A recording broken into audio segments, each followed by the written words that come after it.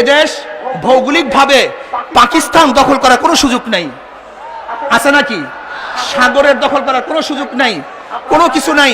এদেশ যদি একটা আপনি পাগলকে বলেন এদেশ কি পাকিস্তান দখল করার কোনো সম্ভাবনা আছে?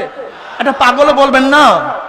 যখন তাদের ক্ষমতা ছিল তখনই তারা থাকতে পারে নাই, আবার নতুন ভাবে দখল করার প্রশ্নই আসে না, একটা পাগলও বলবে। কি কথা ঠিক না? এদের সাগর দখল করার কোনো, যেহেতু আমাদের অন্যদিকে আছে দক্ষিণ দিকে সাগর, আর সাগরে দেশ দখল করার কোনো সম্ভাবনা নাই। হ্যাঁ, তিন দিকে যে আমার রাম বাবুর আছেন তারাই দেশটাকে দখল করতে পারে। কথা ঠিক না? কাজে এর জন্য নতুন ভাবে পতাকা নিয়ে আবার নাড়াচাড়া শুরু হয়েছে। স্পষ্ট ভাষায় বলে যেতে চাই, যদি আমার এই লাল সবুজ গোলাপি এই লাল সবুজ পতাকার উপরে কারোর জন্য নজর পড়ে, এই পতাকাকে ধ্বংস করার জন্য কেউ চক্রান্ত করে, তার চক্রকে উপড়ে ফেলা হবে। যদি পতাকার উপরে আঘাত করে তার হাতকে ভেঙে ফেলা হবে ইনশাআল্লাহ।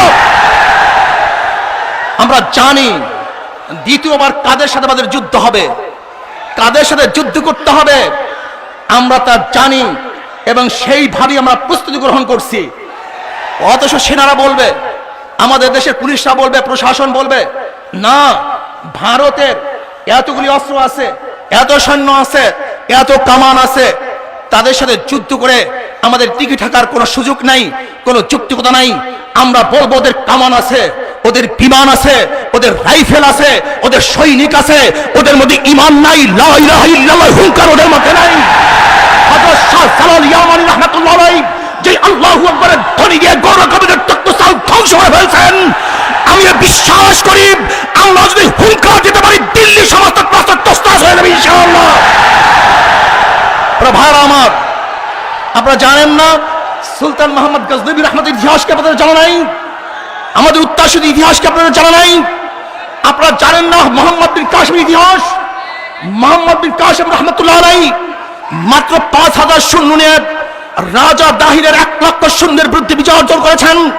সুলতান মোহাম্মদ গজনবী রহমতুল্লাহ আলাইহি ওই সমস্ত কান্তার মধ্যে পাড়ি দিয়ে সম্রাট মন্দির দখল করেছেন।